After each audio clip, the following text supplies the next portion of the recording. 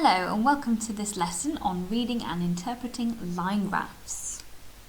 So up to now we've been finding the averages and range of lists of numbers. Now these lists of numbers are called data, D-A-T-A. Now data, or numbers, are often best shown using some sort of diagram or visual display. And that's where line graphs come in. Now, line graphs usually show what is happening over a period of time.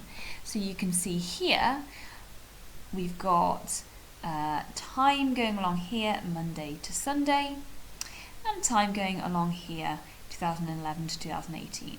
This is not always the case, but most of the time you do see some kind of period of time going on the bottom, usually.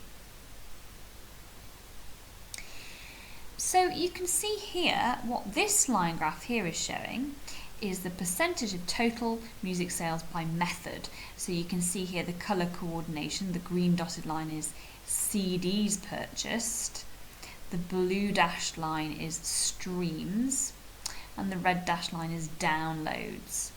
So you can see here obviously that CD sales have gone down whilst streaming has gone up over time. So that's quite interesting. So you can see there how the numbers of streams and the numbers of downloads and CDs, rather than just being a list of numbers, is actually represented visually here over time. So you can see it really clearly how streaming is taking over here. Similarly here, instead of just having numbers, lists of numbers of muffins sold and scones sold and cookies sold, why not represent it visually like this over a period of time? So you can see over a week how many muffins, scones and cookies you sell. And that makes it much more meaningful because you can see here that cookies in this situation are the most popular. And you get an increase, big increase towards the end of the week, Friday, Saturday, Sunday. Maybe it's because there's more people out at the weekend. So you can see there why data or lists of numbers might be better represented visually using a line graph. And today you are going to be practicing reading and interpreting line graphs. And that's a really, really important skill actually. Not just in your maths lessons, but for life in general actually, because you might see them on the news if you watch the news. You might even use them when you're older in a job, okay? So it might not be just because you might not have a mathematical profession, you might own a business, for example. So here, for example, this person here might own a cake shop and they're just comparing muffins, scones and cookies. But they're still using a line graph to compare what's going on there. So they need to be able to interpret and draw a line graph, even if they are a bakery or a cake shop owner. So you can see how this is a really important skill to have. So let's start the lesson. I'm going to give you two examples. Here's example one. It says the graph shows the growth of a plant over 6 months. So you can see here this time frame going from January through to July. And here we've got the heights of the plant going up in centimetres here. It says, how tall was the plant in May? Well, I'm going to make sure that I do this really accurately. I'm going to go up on my graph, on my line graph to May, and I'm going to read off it, okay? So you might think, well, this is really easy, but if the scales aren't as easy to read, then it's really important that you draw these lines. So how tall was the plant in May? I've gone up at May and I've read across, and I can see that the height of the plant in May was 60 centimetres. Okay, this one. In what month did the plant first reach 50 centimetres? So again, I'm going to draw across 50 centimetres. Now, where's 50 centimetres? Well, it is halfway between 40 and 60. So I'm going to go across here, and it looks like that was the month of April.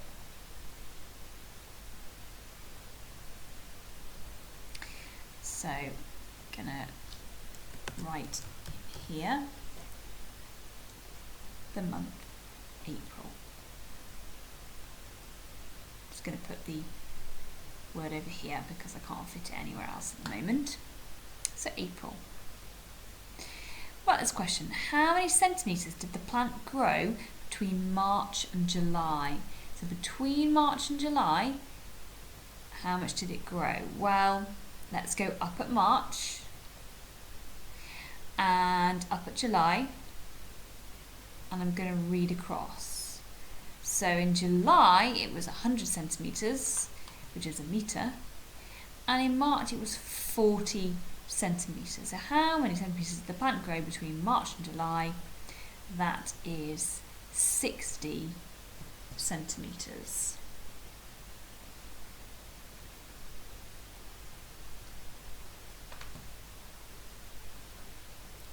Oh, excuse me a minute, my pen's not seeming to work.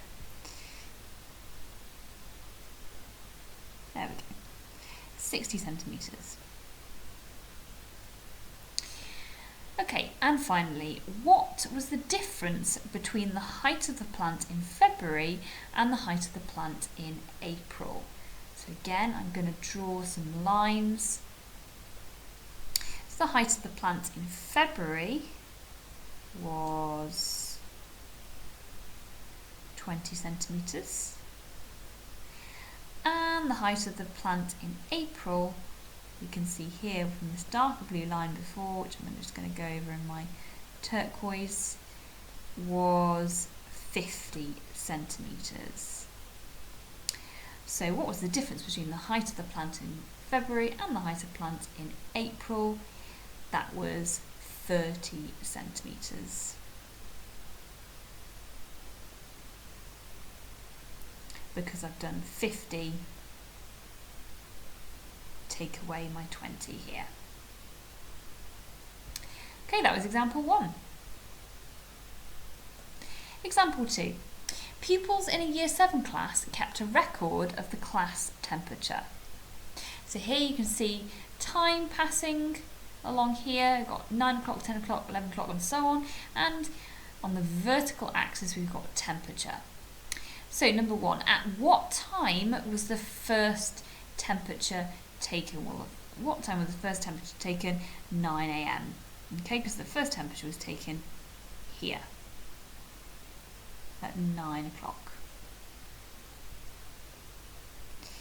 Number 2, what time was the last temperature taken? Well, the last temperature taken, don't automatically assume it's the end of the axis here. It's actually here, which is 4 o'clock.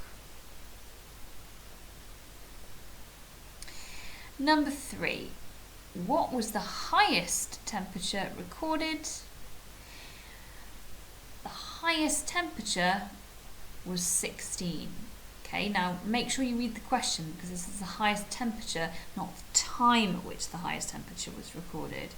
So go up at your graph to where you can see the highest temperatures recorded and read off what that temperature is. That temperature is 16 because this is what's the highest temperature. So 16 degrees. Number 4, at what time was the highest temperature recorded? So now it's saying at what time was that. So I can now read down off my line graph and see that that was 1 o'clock. So 1 o'clock there. Number 5, what was the lowest temperature recorded? The lowest temperature recorded was 8 degrees Celsius. Where am I getting that from? Here, because that's the lowest temperature I can see there. Number 6, what was the temperature at 11 a.m? So go up at 11 a.m. and then read off your graph. So show that line going up there, read off the graph, and it is halfway between 10 and 12, which means we are at 11 degrees at 11 o'clock in the morning. Number 7, read the temperature at 11:30. Well, 11:30 is going to be here, halfway between 11 and 12. So 11:30,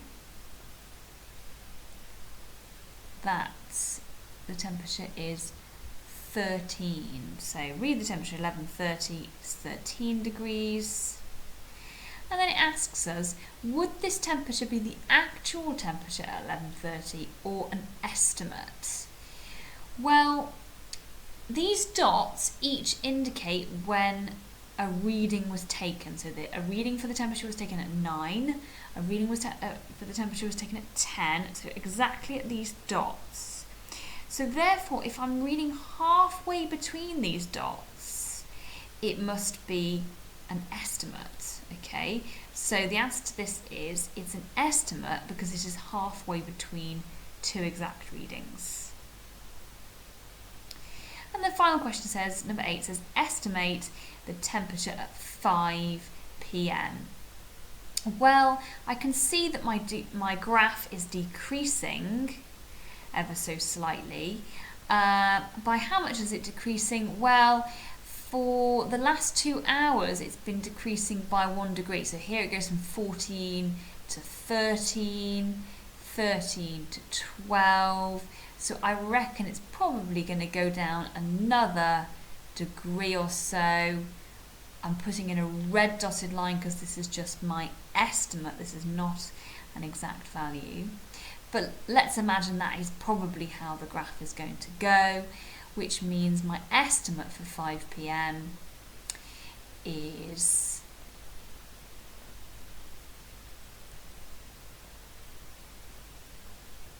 exactly halfway between 10 and 12, so that makes it 11 degrees. That would be an estimate. Okay, so that's a couple of examples of line graphs. I'd like you now to have a go at worksheet 12. If you want more of a challenge or you've got some spare time after worksheet 12, then have a go at this extension. You can either have a look at it on the screen here and do it in your red squared exercise book, or you can do it directly onto Class Notebook. I've put it into the optional extensions tab on Class Notebook, and you can draw over it using the draw button. Okay, I look forward to seeing evidence of worksheet 12.